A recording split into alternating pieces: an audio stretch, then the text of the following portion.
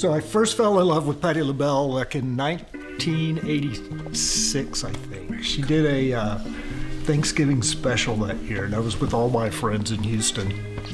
And she and I can remember her and Cyndi Lauper doing Time After Time on that thing. And from that moment, singing with Cyndi Lauper, I just had this affection for her. Jeff actually introduced me to her, so I learned everything from Jeff on Patti. So for Christmas, I decided that it would be a good idea to get an autographed picture of Patti LaBelle for Jeff. And I wrote her a letter to her home and asked her. And I never heard from her, no big surprise, it's Patti LaBelle. And then one day at work, right around his birthday, I got a call and I picked up the phone and the woman says, "Hi, this is Patti LaBelle." And we decided we're gonna conference call Jeff into So when this was like call. 1995, I think. 95 or 96. And it's not really like we have an altar built to her, but finish Yes, this. we do. She called me and then we were going to conference call him in. Now, his mother had just died recently and his father 911 paged him. Pagers, I know, it's a long time ago. So I've got Patti LaBelle on the phone. We're going to conference call him in. So I page him 911. And you... I was working, pretty busy. I was in a meeting and I knew you could wait. And as it turns out, I couldn't wait. So Patti says to me, "Well, give me his number at home and I'll give him a call." So when he finally called me back, we immediately called our phone machine, and this is what we got. She called Hello, me. Jeff. It's Patti LaBelle calling.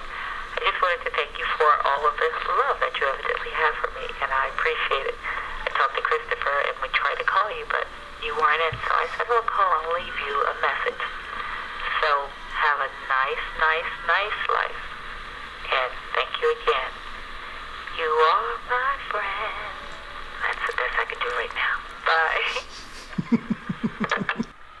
Patti LaBelle sang to you privately. That was so exciting. So fade out, fade in. A few years later. Yeah, several years later, I went to, we were in LA at this point, and I had to go out for a business trip to San Francisco, and a friend of mine, Jackie, says, "You know, Jeff, Patti LaBelle is down the street. It's Stacy's signing her cookbook."